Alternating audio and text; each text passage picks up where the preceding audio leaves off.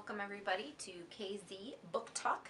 This is the first episode, aka first edition, aka first time of me doing that. But read The Space Between by Veronica, I don't know. I think it's Veronica or Victoria. The characters didn't have that instant they meet, they fall in love. It was more like they meet, they make out. The book is about Drake. His father is running to be the senator of Chicago, and he lives on the north side, and he is at one of his father's fundraising events and makes this bet with his sister, and he's trying to get out of the fundraising event, like leave and go out and have fun. Well, problem is his mom knows his tricks and his ways, so she's kind of set it up so where he can't get out. There's certain people at certain exits, and his mom blatantly comes up and tells him, if you're looking for a way to get out, you're not going to find one. Not tonight. It's very important that you stay here and you're here for your father.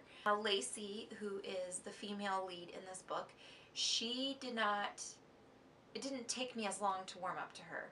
She's very much easygoing. You just got this friendly vibe about her, like you could be friends with her.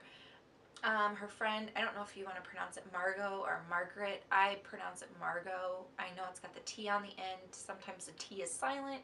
Anyway, is also a drug dealer. Margot, not Lacey. Lacey is a stagehand who is taking care of everyone and making sure that everyone is ready and all. So in the meantime, Lacey takes the stage and Drake hears her singing and falls for this beautiful voice and this face. And kind of like the whole scenario of things around him aren't going on because he's listening to her sing. He instantly falls for this voice. And yeah, it is kind of boy meets girl and falls in love with girl, but he doesn't know who she is. So as time goes on, he tells Margot, well, I'm going to have to meet up with you later. You know, I've got this to do and that to do. So Margot says, well, we've got to get going. I've got a cast party back at my house. I need to go. You fall more and more into the habits of these two characters, and they're really, honestly, they kind of are meant for each other, but in ways you wonder what in the heck is really going to happen. And it takes you on a roller coaster ride, and you go up and down and every which way with these two. Between the mother and the father and Lacey's mom and Lacey's friends and Drake's friends, and it's just crazy.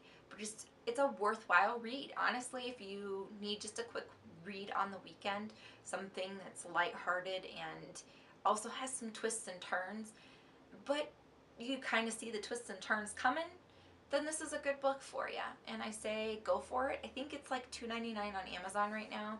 And once you read it, then you can come back and you can look at the spoilers and see what else I thought of the book. I definitely give it a 4 out of 5. It is a good book, worth it. Check it out. And for those of you who have read it, stick around. And we're going to discuss some of the other crazy, crazy things that go on in this book. Let's talk some spoilers here. Drake irritates me. From the start, he irritates me because he seems like he's a snob and he kind of acts like he's above everyone.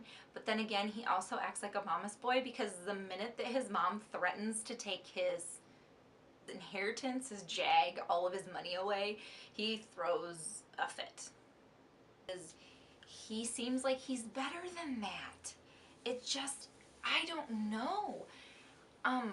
He's one of those guys that you hope he comes out to be better than what he is.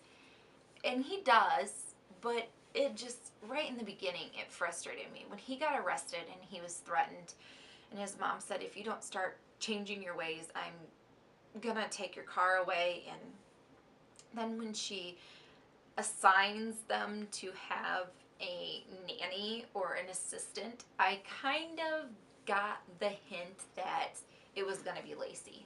So Adele, Drake's little sister, annoys the crap out of me, but she grows on me. Which Lacey is, like I said, that girl that you could be best friends with. She's the girl that would do anything for you because she's attempting to do so much for everybody else that she doesn't do anything for herself.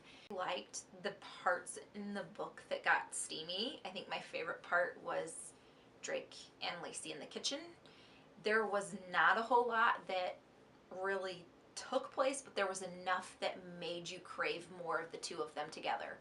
And when the two of them are at the opera and she has Cooper and he has Ashley, and mind you, Ashley is one of those girls that I would literally, if I would have been Lacey, I would have punched her in the face. The fact that Drake even considers going on a date with her, I know it was for him and Lacey to find a way to be together, but the fact that he put Lacey and Ashley even close together just blew my mind.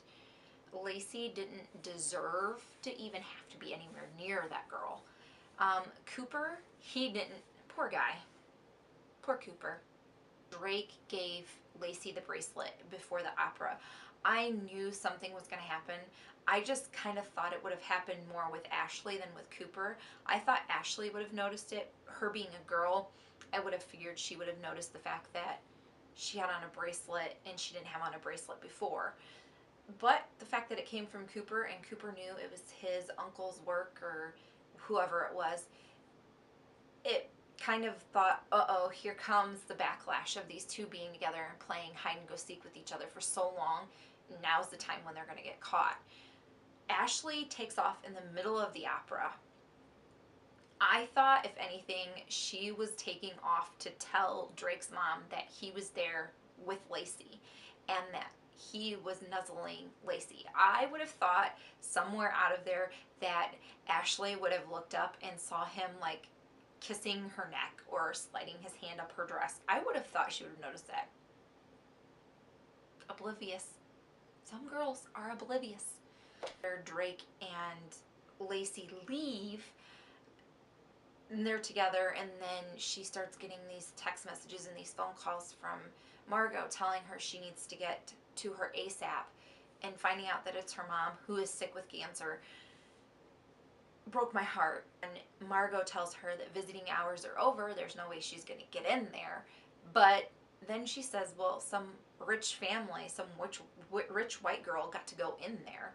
I instantly pieced it together that it was Ashley. The fact that later, after Lacey's mom dies, she finds Drake's dad's check, which, mind you, that was another instance where I was upset because Drake and Lacey got in their own way. Drake wouldn't let Lacey explain. Lacey was trying to explain to Drake, and they got into each other's way. They don't listen to each other. It's frustrating. Drake leaves for school, finds a letter that Lacey wrote Drake's dad with the ashes of the check that his dad wrote her as like hush money, kind of, here, don't date my son anymore. Here's some money to take care of your problems. Really? So after all that happens, Lacey's in France. Drake is back home. He runs into Ashley. Ashley tells him that she told his mom. For me, that made me like Ashley because Ashley decided to be stand up and not to be a spoiled brat anymore. Drake didn't go off on her, which made me like Drake a little more. And then Drake goes to find Lacey and finds her in France. And him and Adele find her, and I think it was the greatest ending to a book ever because it didn't leave you hanging. It left you with an ending that was happy. And for the first time in a long time, I can say the only spinoff, if I were to see one or want to see one off of this, would be Cooper's.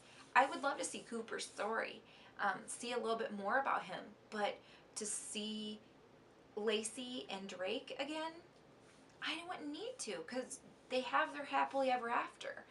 And that for me was enough. So, and I'm guessing many of you are wondering why I have no bookshelves behind me and I have no books. I don't read anything that's paper. Sorry, I used to. I really love to keep some of my paper books. I just don't keep them on a bookshelf. I keep them stored because I don't want anything to happen to them. I keep everything on my Kindle. I do have a few signed books, and I want to say that I keep those put away because I really treasure them, and I don't want anything to happen to them. I know they should be displayed, but I don't because I have a 4-year-old, and 4-year-olds have grimy hands. So to keep everything on my Kindle is what I do. So most of my reviews will be off my Kindle. And I just want to say thank you everybody for watching, and can't wait to read another book and review it for you all. Have a good night.